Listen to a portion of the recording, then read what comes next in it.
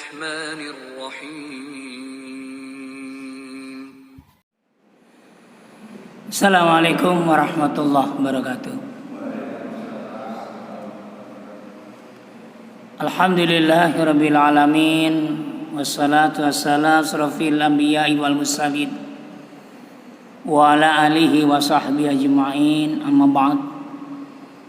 Qala ta'ala fi kitabihil karim, a'udzubillahi minasyaitonir rajim. Bismillahirrahmanirrahim. Al-hajju asyhurun ma'lumat, faman farada fihinal hajja fala rafatha wala fusuqa wala jidala fil hajj. Wa ma taf'alu min khairi ya'lamullah wa tajawwadu fa inna khairaz zadi taqwa wa takuni ya ulil albab. Qala Rasulullah sallallahu alaihi wasallam, al-hajju mabrur laisa lahu jazaa'ilal jannah, rawahu Bukhari wa Muslim. Para jamaah yang berbahagia, sebagaimana yang saya janjikan pada pertemuan bulan yang lalu, kaitannya dengan masalah ketarjihan tentang ibadah, al-khususon ibadah haji dan umrah. Ini musim haji. Secara tidak langsung jenengan tak kasih manasik haji dan umrah. Tidak semua orang yang bisa memberikan materi ini. Ya, jadi tolong dengan hormat supaya para jamaah ini betul-betul memahami haji dan umrah. Ya, hanya setahun sekali kita melaksanakan ibadah haji. Haji itu ada 3 macam para jamaah. Ada haji tamattu, artinya melaksanakan umrah dulu baru melaksanakan ibadah haji, dan itu ada hadiunya. Hadiunya itu adalah 1 ekor kambing bagi mereka yang sedang melaksanakan ibadah haji ke tanah suci. Itu wajib hukumnya. Yang kedua, haji qiran adalah melakukan ibadah haji antara umrah dan haji dikerjakan bersamaan waktunya. Itu tanpa dam, tanpa hadiu. Sedangkan yang ketiga adalah haji qiran atau haji ifrad. Melaksanakan ibadah haji dulu baru umrah. Ada 3 para jamaah. Yang di Asia hanya haji tamattu. Ya, Indonesia, Malaysia, Singapura, Brunei, Thailand, Vietnam, ya, itu haji tamattu dan harus membawa kambing. Kalau kambing itu dibawa dari tanah air, tidak mungkin naik pesawat, makanya harus pakai uang. Dan ketika melakukan ibadah haji, di saat melempar jumrah Aqabah, setelah ditutup dengan tawaf ifadah, maka diwajibkan penyembelihan seekor kambing bagi mereka yang telah melakukan ibadah haji ke tanah suci. Gelombang pertama mikotnya di umrah itu di Masjid Bir Ali, Indonesia, khususnya Surabaya tahun ini. Ya, alhamdulillah kena gelombang pertama. Seluruh jamaah Surabaya 90% gelombang pertama, akhir gelombang pertama. Sehingga bersinggah dulu di Madinah selama 8 hari, lalu melakukan tawaf umrah. Itu gelombang pertama. Mikotnya di Bir Ali. Labbaika umratan. Syaratnya memakai baju ihram, kata Nabi, yang pertama Baju ihram 2 kain tanpa dijahit oleh orang laki-laki. Sebelum dipakai harus dikasih wangi-wangian. Sedangkan perempuan memakai baju ihram warna putih berjahit dan pakai rangkepan. Yang bisa kelihatan hanya wajah dan telapak tangan. Kaki harus utuh berukut, tidak boleh kelihatan orang lain. Selama melakukan dan melaksanakan memakai baju umroh atau umrotan, labbaika umrotan, sampai selesai. Itu gelombang pertama, mikotnya di Bir Ali. Sedangkan gelombang kedua, mikotnya di King Abdul Aziz. Gelombang pertama tahun ini berakhir tanggal 6 kemarin, 6 Juni. Gelombang kedua tanggal 7 Juni sampai kloter 84. Alhamdulillah tahun ini 100%, baik yang lansia maupun yang tidak lansia, jamaah haji Indonesia tahun ini berangkat tidak kurang 221.000 jamaah. Kau tahu Pak Ustadz? Karena saya pengurus haji. Kalau tidak pengurus tidak tahu. Ya. Jadi gelombang pertama di Bir Ali syaratnya pakai baju ihram. Setelah baju ihram itu sebelum kita pakai dikasih wangi-wangian. Yang kedua langkahnya mandi junub atau mandi besar. Dan syaratnya harus tahu itu. Setelah mandi junub atau mandi besar dipakai baju ihram, ya, di Bir Ali dengan ucapan labbaika umrotan. Setelah itu sholat 2 rakaat menuju ke Mekah untuk melaksanakan tawaf umroh. Yang kedua, gelombang kedua, mikotnya di Bandara King Abdul Aziz. Ya, itu. Niat karena Allah, sama dengan yang tadi gelombang pertama, dilumuri dengan wangi-wangian sebelum ihram dipakai. Setelah itu dia memakai atau melaksanakan mandi junub atau mandi besar. Setelah selesai dengan ucapan labbaika umrotan, harus dikeraskan.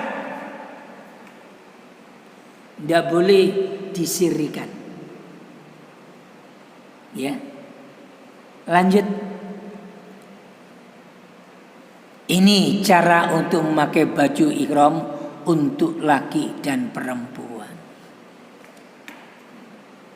Para jamaah, ini tanpa jahit. Yang kelihatan ini. Mengapa kok ini kelihatan? Ini sunnah Rasul.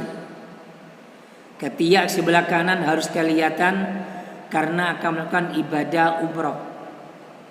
Ibu-ibu hanya kelihatan wajah sama telapak tangan. Kaki harus berukut.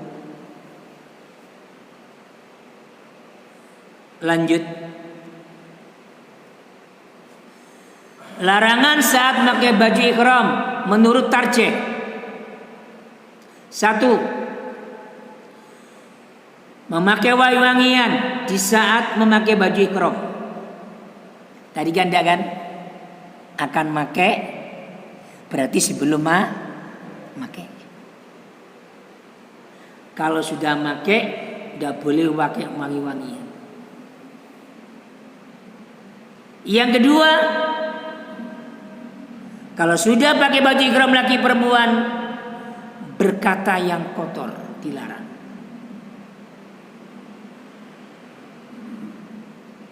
Makanya haji itu sangat disiplin.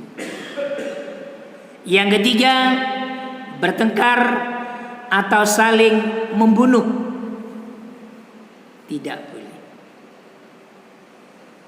Yang keempat, berdebat menimbulkan makar.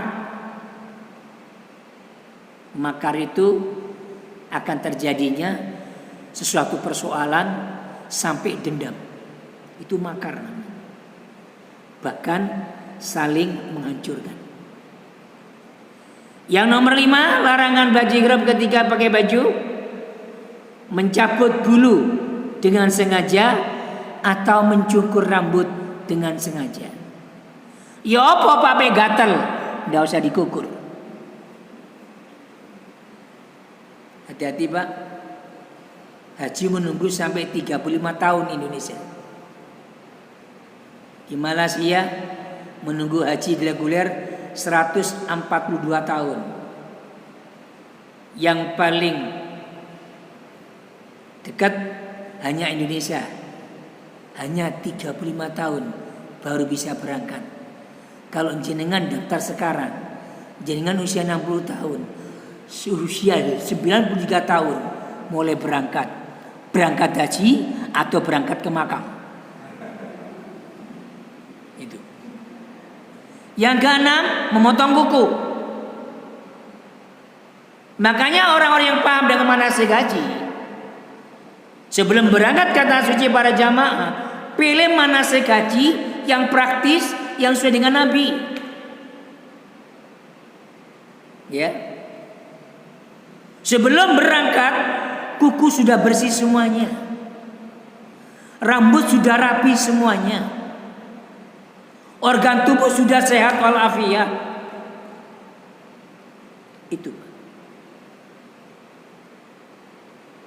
Yang keenam, membunuh binatang tidak boleh, meskipun hanya nyamuk.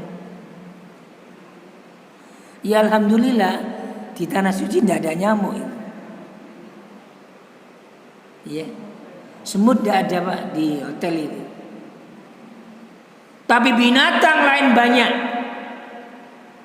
Makanya ketika pakai baju ihram, ini larangannya ada 11. Yang ke-8, kawin dengan sengaja atau mengawinkan.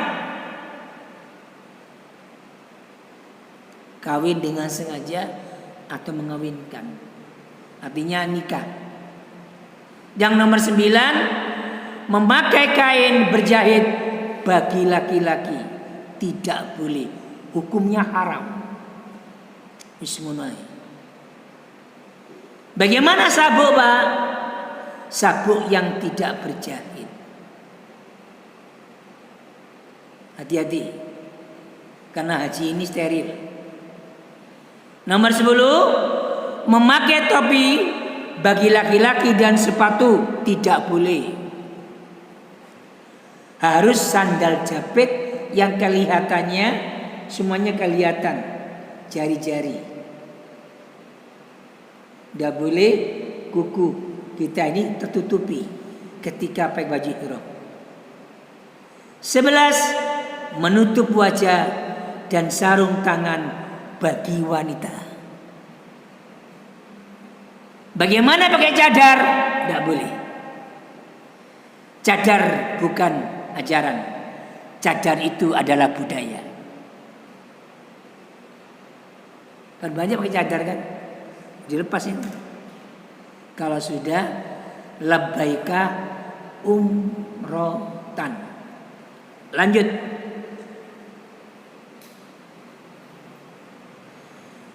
Mikot di Masjid Bir Ali, Madinah Al-Munawwarah, gelombang pertama. Masjidnya para jamaah dari ujung selatan sampai ujung utara. Kalau saya membandingkan Masjid Bir Ali itu dari Wonokromo sampai Perak, ya, Wonokromo, Masjid Al-Falah sampai Masjid Mujahidin. Saking luasnya, karena 5.000 jamaah bisa masuk semuanya. Ya, itu. Lanjut. Mikot di Bandara King Abdul Aziz, gelombang pertama. Gelombang kedua. Ini.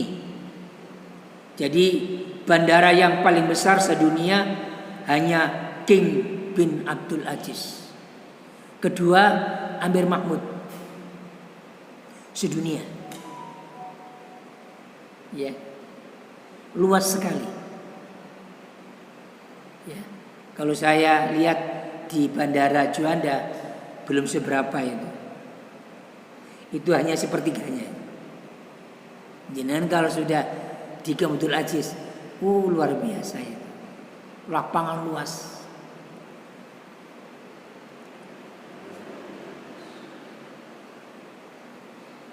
Membaca talbiyah untuk umrah.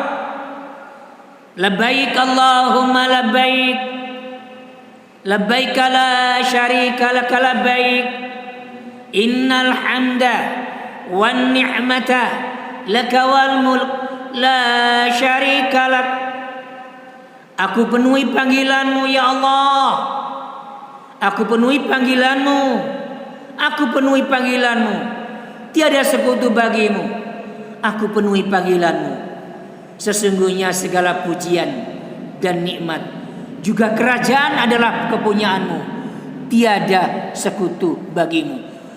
Kalimat talbiyah inilah para jamaah begitu memakai baju ihram harus dan wajib dibaca. Tidak ingat Indonesia. Tidak ingat anak dan saudara di rumah. Hanya ingat kepada Allah Subhanahu wa taala. Sampai kalau buka kitabnya Imam Ghazali, orang pergi haji itu ibaratnya pergi untuk kematian. Kalau tidak hidup pasti mati. Itu Imam Ghazali secara filosofis.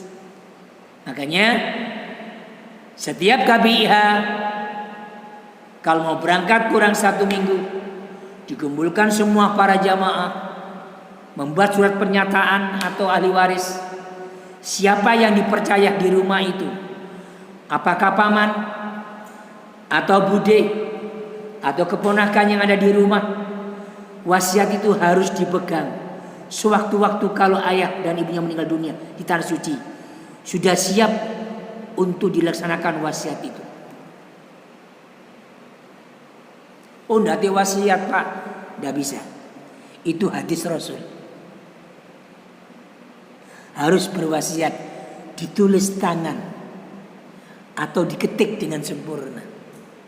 Siapa yang bertanggung jawab dan siapa yang menerima wasiat itu, dan barang apa saja yang harus diwasiatkan kepada yang ditinggal. Makanya Imam Ghazali mengatakan pergi haji itu adalah pergi untuk menuju kematian. Lalu para jamaah menaiki bus menuju ke Mekah. Setelah turun dari bandara, terus kita sholat atau kita wudhu dulu atau mandi dulu. Setelah persiapan sudah matang, langsung menuju ke Mekah untuk persiapan tawaf umroh. Itu bisnya sudah siap. Yang tua dahulukan, yang muda keri-keri. Dan harus sabar kata Allah. Sebagaimana firman Allah Al-Baqarah 153. Ya ayyuhalladzina amanu ista'inu bis-sabri was-salah. Innallaha ma'as sabirin. Orang berangkat ibadah haji itu puncaknya hanya sabar. Kalau tidak sabar, hajinya tidak akan mabrur, tetapi mabur. Segala sesuatu harus sabar. Naik bis antri harus sabar. Kalau kita naik bis ada orang tua yang belum naik, yang duduk, jenengan harus ngalah. Nggih Pak, dibutuhkan kesabaran haji itu. Eman-eman kalau tidak sabar panjenengan. Ya. Setelah naik bis semuanya, para regu mengatakan sudah siap semuanya. Siapa yang belum naik di absen satu persatu. Kalau sudah jangkap baru kita lanjutkan. Membaca talbiyah sepanjang kita dalam perjalanan menuju ke tanah suci yang namanya Mekah Al-Mukarramah. Labbaik Allahumma labbaik. Labbaik la syarika laka labbaik. Innal hamda wan ni'mata laka wal mulk la syarika lak. Baik gelombang pertama maupun gelombang kedua. Harus kalau sudah pakai baju ihram yang dibaca hanya talbiyah. Tidak ada bacaan lain.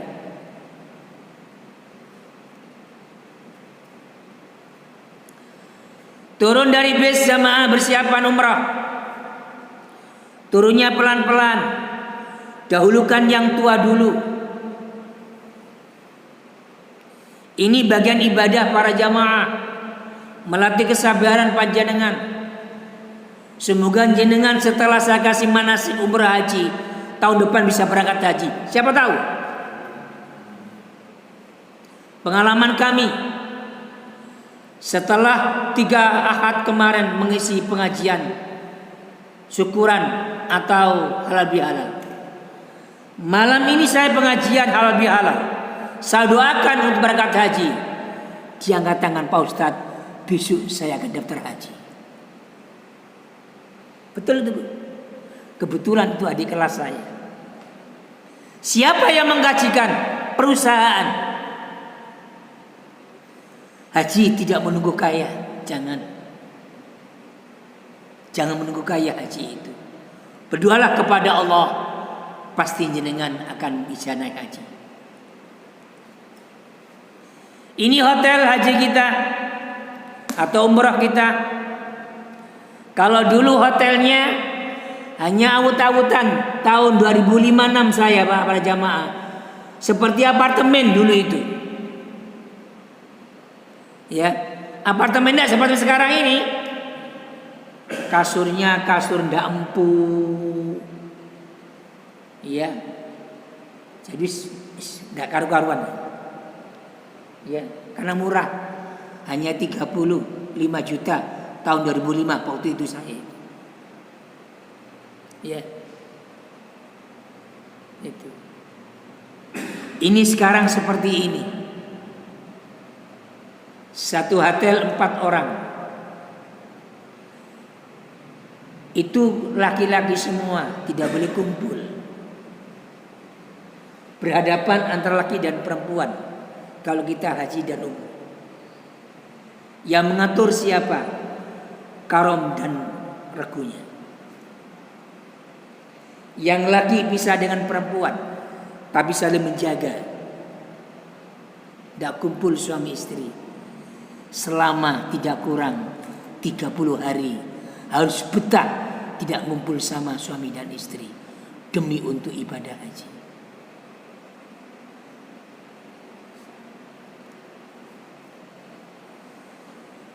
Suasana hotel para jamaah, ada pertemuan informasi dari karu maupun karob, informasi pelaksanaan menjelang haji, informasi bagaimana teknisnya di saat berangkat untuk haji, ya, atau ketika akan umroh, dan panjenengan harus nurut kepada ketua regunya masing-masing. Karena sudah ditata ketika akan berangkat ke tanah suci di tanah air. Meskipun jenderal atau presiden, kalau jadi anak buah, jangan sampai pangkat dan pangkat itu diutamakan. Semua sama di hadapan Allah. Ya, ini Pak.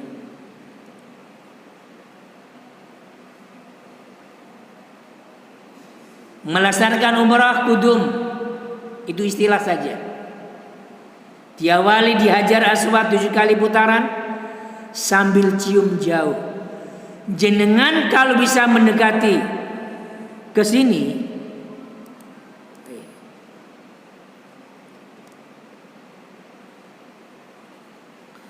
di sini bisa mencium Hajar Aswad panjenengan. Tapi kalau tidak bisa jauh, dengan isyarat. Rutenya berlawanan dengan putaran jam. Ini harus ada, ini ada garis hijau ini. Jadi jenengan kalau di sana nanti ada garis hijau ini. Kaki, wajah, badan harus persis menghadap Hajar Aswad, lurus, tidak boleh bengkok. Ibaratnya seperti ini, Pak. Ini Hajar Aswad. Harus lurus wajah. Tidak boleh begini. Apalagi begini.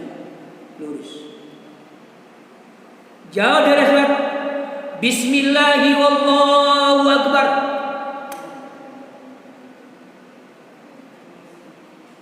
Ini praktek. Salah manasiknya, salah semua ajarannya nanti. Kepala, badan, tubuh lurus dengan Hajar Aswad. Setelah menghadap Aswad, kaki kanan akan seperti baris, seret.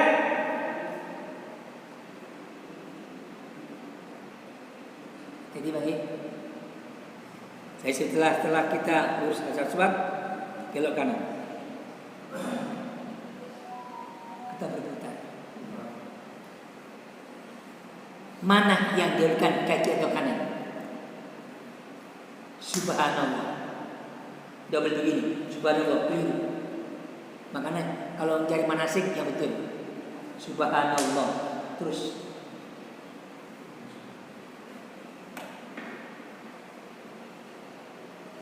Subhanallah. Jadi setelah Bismillahirrahmanirrahim langsung membaca tawaf.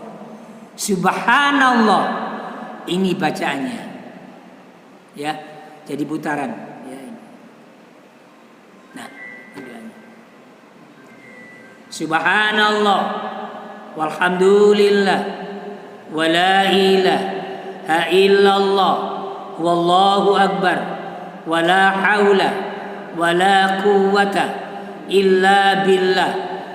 Selama 3 kali putaran para bapak harus lari dari kecil mulai Hajar Aswad sampai Hajar Aswad kembali. Ini tarjih, Pak. Kalau tidak tarjih saya jelaskan. Berapa banyak orang tawaf tapi tidak tarjih, tidak akan diterima oleh Allah SWT. Eman-eman kalau duit jutaan. Jadi bagi laki-laki putaran pertama sampai ketiga harus lari-lari kecil mengikuti jalannya istri kita yang sedang jalan. Bagaimana Pak Ustadz? Saya praktek sekarang.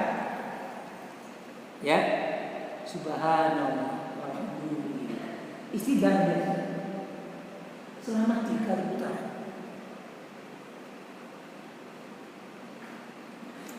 Mengikuti jalannya istri. Kalau dengan istri, digandeng istrinya, bulan madu di sana, jangan ditinggal, nanti diambil orang. Itu. Jadi 3 kali putaran itu harus kita lari kecil. Di rukun Yamani. Nah, ya. Jadi kalimat ini para jamaah diulang-ulang. Diulang-ulang. Ya. Nanti kurang jelas tak terangkan lagi. Setelah baca doa tadi, subhanallah walhamdulillah wala ilaha illallah wallahu akbar wala haula wala quwata illa billah sampai menuju di sini. Ini namanya rukun yamani dan harus berhenti. Bagaimana berhentinya Pak Ustadz? Sama dengan panjenengan ketika awal pertama kita untuk tawaf. Ini Hajar Aswad kan? Yang sana rukun yamani kan? Sama menghadapnya harus seperti ini rukun yamani. Tapi tanpa dicium. Apa doanya? Allahu Akbar. Balik kanan. Tidak boleh nih. Allah. Itu manasnya kalah. Salah. Lurus Pak. Allahu Akbar. Tidak apa-apa pelan-pelan. Tidak usah terburu-buru. Allahu Akbar tanpa dicium. Setelah begitu baru ya kali lagi. Selamat 3 putaran. Kan 7 kali kan ya? Ya. Nah, makasih Pak Un. Setelah 3 kali putaran para bapak itu sampai di sini, keempat lagi keempat itu jalan biasa dengan istri 4 kali putaran. Jadi hanya ibu, hanya bapak 3 kali putaran awal, 4 kali sampai ke 7 jalan biasa dengan istri. Istri selama pertama putaran sampai ke 7 hanya jalan biasa santai. Begitu.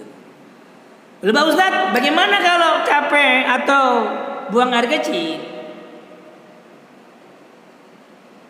Kurang 2 putaran, jenengan di Hajar Ismail begini, terus kentut panjangan, mohon maaf ya. Mungkin istri, ya saya kentut, mundur aja ke belakang, mundur belakang. Kadang mungkin kita berwudu kan, tidak mungkin kan? Cukup bapak tempelkan tangan orang apa istri kepada kekennya bapak, dan langsung tayamum.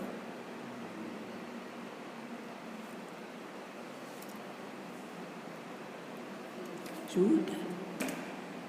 Apakah mulai lagi? Kita lanjutkan tadi.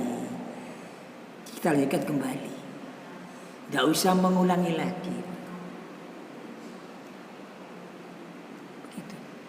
Karena tawaf itu bagian daripada rukun haji. Ya santai aja.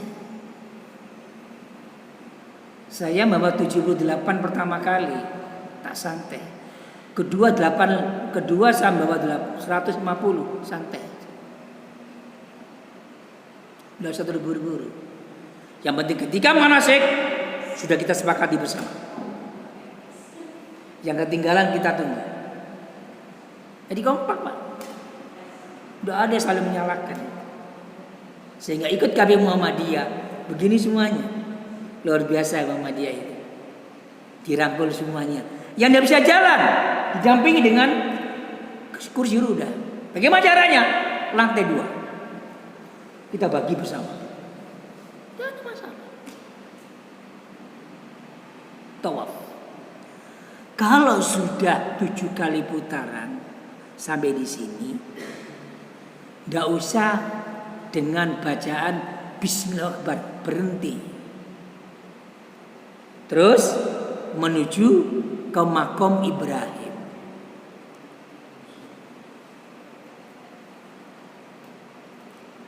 Ya.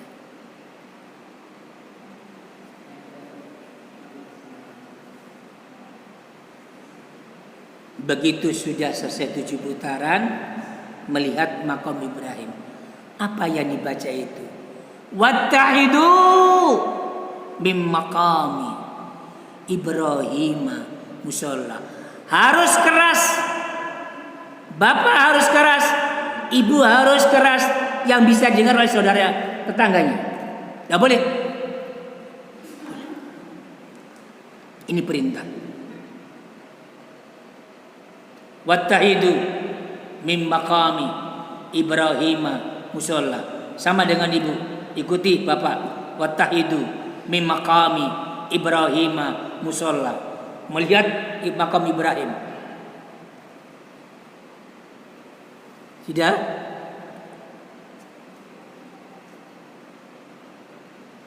Kita sholat di makam Ibrahim. Melihat situasi kondisi yang ada di sana. Tidak bisa suami istri langsung sholat 2 rakaat kalau kita waktu ibadah haji atau umroh. Dahulukan ibu dulu yang sholat di sini. Bapak memakai bagian betis untuk mengamankan istri-istri jamaah yang sedang sholat 2 rakaat. Setelah istri kita semuanya sudah sholat 2 rakaat, baru gantian suami yang sholat dan istri juga mengamankan suami yang sedang sholat 2 rakaat. Apa yang dibaca ketika sholat 2 rakaat di belakang makam Ibrahim? Ini Pak. 1. Sholat sunnah 2 rakaat.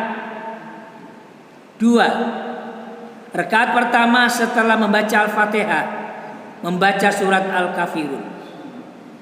3. Rakaat kedua setelah membaca Al-Fatihah, membaca surat Al-Ikhlas. 4. Setelah sholat berdoa yang singkat dan berkualitas. Apa itu? Doa sabu jagat. Rabbana atina fid dunya hasanah. Itu Pak, memang jenengan dzikir ditabrak wong. Itu cara. Kalau semua sudah selesai sholat 2 rakaat, nggak usah terburu-buru. Sudah semuanya, para jamaah sudah semua Bu, sudah Pak Ustadz, semuanya oke. Di belakang makam Ibrahim, baru minum air zam-zam. Ini doanya.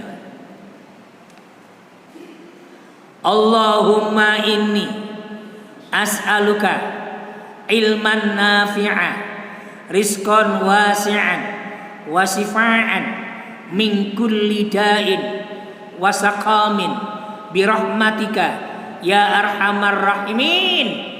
Dibuka air zam-zam itu. Yang kulut silakan minum yang kulut, yang hot silakan. Yang tidak paham dengan masalah yang dingin, jangan coba-coba minum yang dingin, pasti batuk.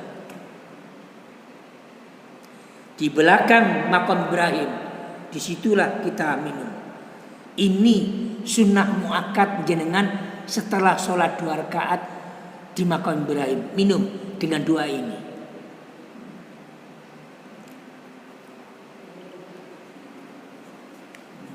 Santai aja dulu.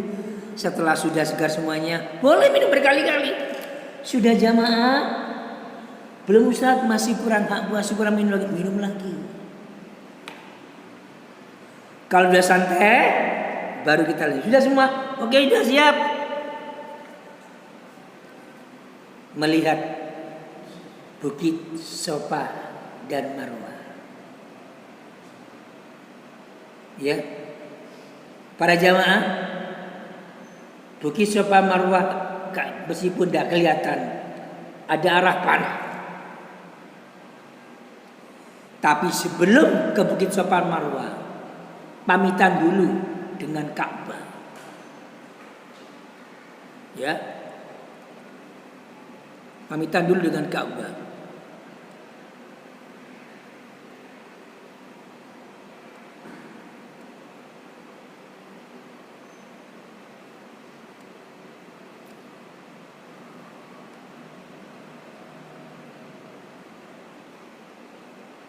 Ya.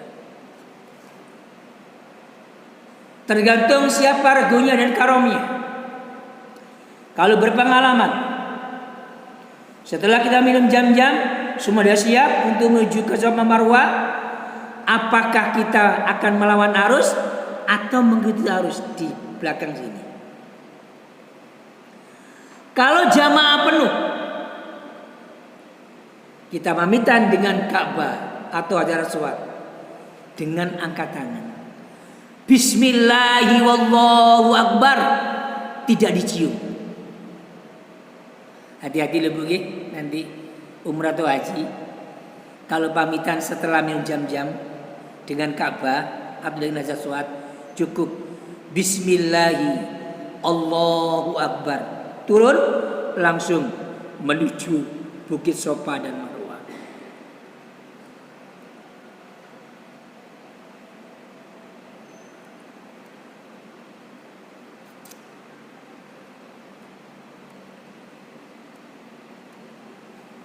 Ya.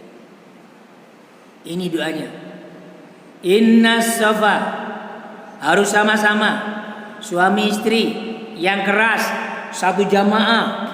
Inna Safa wal Marwata min sya'airillah abda'u bima bada'allahu bih. Doanya singkat, padat, dan berkualitas. Setelah berdoa menuju Bukit Safa. Ini sekarang para jamaah, beberapa bulan tahun yang lalu, tahun 2017 saya umroh selama 10 hari. Tebalnya kaca ini 10 cm Pak Un, anti peluru. Dulu tahun 2005 tidak ada kacanya, saya bisa sendian menuju di sini. Nah ini sendian saya. Ini doanya di Bukit Safa melihat Ka'bah. Yang ibu-ibu menghadap ke Ka'bah begini. Harus. Yang bapak ketiaknya harus kelihatan. Lihat. Kalau ibu begini, menghadap arah kiblat. Bapak harus begini. Apa yang dibaca? Allahu Akbar. La ilaha illallah wahdahu la syarikalah lahul mulku wa lahul hamdu wa huwa ala kulli syai'in qadir. La ilaha illallah wahdah anzaja wa'dah wa nasara 'abdah wa hazamal ahzaba wahdah. 3 kali. Doa tawaf itu yang paling panjang ketika melihat Bukit Safa dan Bukit Marwah. Ya, 3 kali dibaca itu, menghadap ke arah Ka'bah. Semuanya harus di atas namanya batu itu. Itu saya ini. Terus menghadap ke Bukit Marwah. Apa yang dibaca Pak Ustadz ketika sa'i antara Safa dan Marwah? Terserah panjenengan. Tapi jamaah tak beritahu, yang pertama doakan orang tua. Rabbi ghfirli wa liwalidayya warhamhuma kama rabbayani shaghira. Yang kedua doakan anak kita. Rabbana hablana min azwajina wa dzurriyyatina qurrata a'yun waj'alna lil muttaqina imama. Yang ketiga, doakan saudara kita. Allahumma fi lil mu'minina wal mu'minat wal muslimina wal muslimat al ahya'u minhum wal amwat. Yang keempat, doa untuk kita sendiri. Rabbana dhalamna anfusana wa illam taghfir lana wa tarhamna lanakunanna minal khasirin. Yang kelima, Rabbana atina fid dunya hasanah wa fil akhirati hasanah wa qina adzabannar. 5 pokok itu yang saya ajarkan ketika manasik haji yang ikut jamaah Muhammadiyah tahun ini. Dan tidak ada aturan doa harus seperti apa. terserah panjenengan. Tapi pokok doa itulah yang saya ajarkan kepada para jamaah. Ini Bukit Sofa, ini Bukit Marwah. Sekarang diperlebar. Yang namanya pustakaan itu dihapus, dibongkar sekarang menjadi halaman untuk sa'i. Sudahi siapa pun. Lanjut ya. Ya. Apa nanti ya. Sama kalau di Bukit Marwah, doanya seperti tadi. Dia kali menghadap ke arah kiblat. Nah, di sini ada yang namanya garis hijau. 2, ini 1. Yang laki-laki lari kecil, yang ibu jalan biasa. Selama panjenengan memasuki garis hijau ini, ada 2 garis hijau. Di tengah-tengah garis hijau ini, bapak harus lari kecil. Setelah itu melepaskan diri, jalan biasa. Ibu jalan biasa. Hanya bapak antara Bukit Marwah harus lari kecil di antara garis hijau-hijau ini. Yang terakhir di mana, Pak? Di Bukit Marwah. Ini sofa 1, 2, 3, 4, 5, 6, 7. Setelah 7 kali putaran panjenengan, apa yang dikerjakan adalah ini doanya coba ya. Doa tahallul. Allahumma ghfir lil muhallikina wal muqassirin. Mencari tempat yang paling aman karena luas di sana. Jangan sampai rambut istri kelihatan bukan muhrimnya, yang hanya bisa melihat sang suami. Mencari tempat yang aman, digunting kanan, hanya seskupnya saja. Kiri juga demikian. Setelah bapak digunting oleh seorang istri, baru istri menggunting seorang suami dengan baju 2 ini. Bebaslah kita untuk umroh ketika kita melakukan ibadah haji. Karena haji kita, haji tamat, tuh sudah bebas. Boleh berpakaian biasa. Menunggu nanti tanggal 8 Zulhijjah. Insya Allah bulan depan akan saya lanjutkan manasik haji. Ada pertanyaan?